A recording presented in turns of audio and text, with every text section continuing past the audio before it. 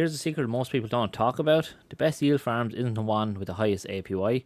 It's the one that fits your goal. Key thing here is you need to understand what your goal is, and in this video I'm going to show you how I go about my day-to-day yield farming and how I set myself my goals, positions, and what's the reason for the farms. I never get into a farm just because of an APR, APY, whatever. There's always a reason for it, and it fits my overall strategy of what I want to accomplish with my crypto. So first things first, I'll just quickly show you this. This is a position I was in, Ethereum USDC, and you can see my range was in the blue. We went out a range here only the other day, I think it was. I talked about this on a video, and again, instead of panicking and selling, I didn't expect this to drop down for too long, and we came back up after a couple of days, and now you can see we're well in the middle of the range, near to the top now at this point, and overall I'm earning the fees here in this position, which is perfect. So I just want you to make you aware of that. The next thing what we want to now really focus on is this: building out your yield farm positions with a goal in mind. Now I have myself set these three different goals areas that I have for my overall portfolio and yield farming positions. Now this doesn't mean copy this and go off and use it. I would recommend to try and build out something that suits you better. Now for me, originally I was always focused on long term before I eventually added cash flow, and then obviously to the Degen side of things. So with this, we have our cash flow positions. Now, example I just used there a minute ago, which was ETH and USDC. This is a cash flow position for me. I'm using this on VFAT, on Binance Smart Chain, and with that, I'm just using the rewards from that to harvest and claim and move into other positions and different scenarios. So that's the cash flow. Long term is obviously the blue chip assets that you're happy to compound and grow the positions here. These are the ones that you think down the road are going to be worth millions, and ideally we all want that, but that's pretty much how I would go about that. Degen is extremely risky, extremely volatile, and I would advise everyone, if it's a case you're new to crypto and learning this, avoid these at all costs, because they can fluctuate massively, that you can get absolutely wrecked very quickly with it. So just keep in mind of that. So what we want to do here, we're looking at cash flow positions here. So in this scenario here, we can jump over to SwapX. Again, shout out to SwapX for sponsoring. Make sure you check them out. But you can see here straight away this position. And this is a position I regularly get into for the cash flow side of things and overall building up my portfolio. So you can see here we can get up to 121% in this position. Now again, this is user friendly. There is not really any managing you have to do. You deposit your asset into it. You can single side deposit an asset in, and you can get a decent, I think 60 or 70%. So you can get 80% for depositing Rapsonic into this. And this is going to farm rewards for you. And with them rewards, again, what you can do is you can sell them then into stable coins and keep compounding, or you can start moving it. Now, and as I said, this fits this area for me. Stables and blue chips. I try to tend not to get into the high risk ones, even for my cash flow, because I still want consistent and regular cash flow from my overall positions. The next one I look at is blue chips, and pretty much I tend to focus heavily here on compounding platforms for this, for the simple reason is I want to be able to put money into it and let it compound and grow and grow and grow. And with this, I do tend to focus obviously on the higher up assets here. So in this case, what I look at is, say, the likes of something in the top 10, top 20, top 50 market cap for blue chip assets. So over here on Beefy Finance is where I would use this. And from here, what happens is I pretty much, in this scenario, I would look at BTC and BNB. And the simple reason is, if we jump over here, you can see the correlation matrix. Over the last year, BTC and BNB tend to move similar paths. So impermanent loss is not a major factor here, because both go up and both drop down similar. Whereas at this moment in time, based on a year, I wouldn't be getting into, say, AVAX and Bitcoin because of the 0.12. The reason I ignored S in this scenario is because this has recently changed from Phantom, so I'm not 100% sure how relative the metrics are on this side of things. So I would advise the likes of AVAX, BTC, because they both move differently, and that is something just to keep in mind when you're getting into these positions. So now I've known now that with this, any of these positions where everyone can see Bitcoin, for an example here, I can get 11% on this position.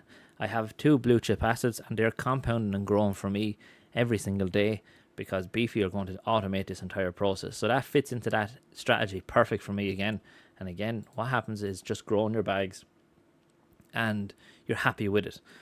The next one, again, I'll touch on is the Degen side of things, so memes, and obviously this is a new project. So this can be very lucrative once you kind of have an idea of an ecosystem. So if we jump over here to VFAT, I've sorted this by average APR. You can see some of these absolute crazy APRs here. Now, the key thing here to remember is you can also see TVL is super low. So again, extremely risky getting into these.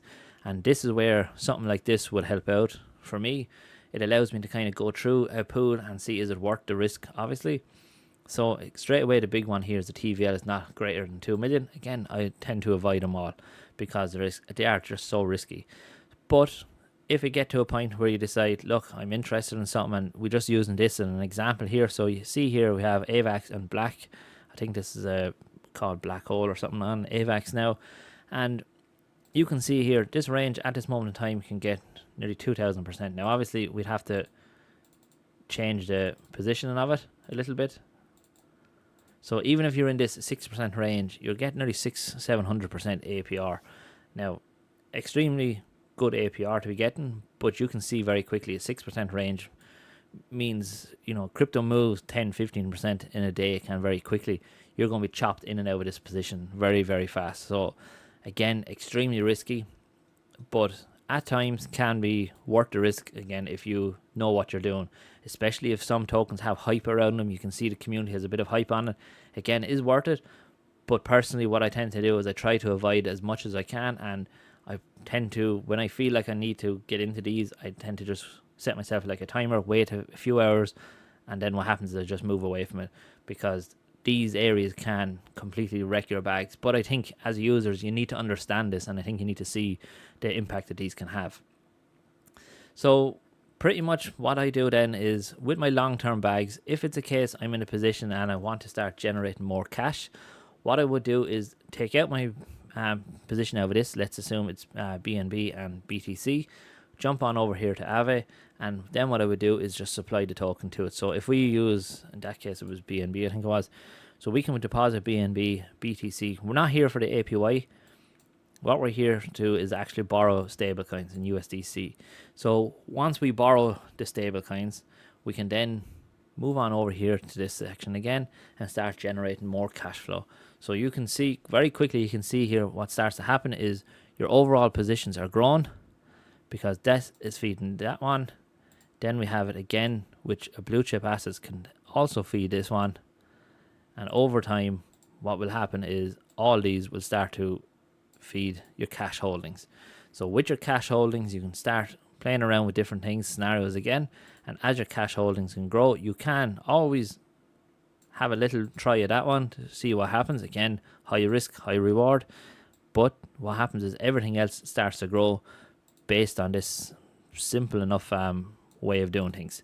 Again, that's a bit confusing now, obviously, with the arrows, but you can get a gist of how things work. Your cash flow is always generating. It's growing your cash holdings. It's growing your blue chips and compounding. Your blue chips assets are, again, generating you a bit more cash to farm higher amounts. And that is pretty much it. There is no secret sauce to it, how to start building out your DeFi positions. You just have to be willing to kind of look at a few different positions. Get tools that are, like as I said, free. There's a link below to grab this for free. If it helps you, it helps you. If it doesn't, it doesn't. But my aim here is to try and provide as much value as I can to help people avoid the pitfalls that can be in crypto. But some people also argue that you need a certain amount of crypto or cash to kind of get into crypto. I disagree 100% with that. You get in with whatever you can afford to get in with, and you build on it, and you just keep building and building and building, and slowly but surely you'll start to learn more what's happening, learn more what works. But you will start growing your portfolio, start growing your crypto, and then once you can master having your crypto assets working for you and earning for you, that's where things start to really pick up. And that's one of the key reasons of why I'm trying to build out my own group, my own community around this, because I think people need to kind of understand how you can do this. And if you want to join the Discord link, click here, go through whatever it is about it, and from there what happens is you get into your Discord, into my Discord, and which is slowly growing. And hopefully I can help people understand a bit more about crypto and DeFi and yield farming. So look, I'm going to leave it there. Thanks very much for watching, and I hope everyone has a great day.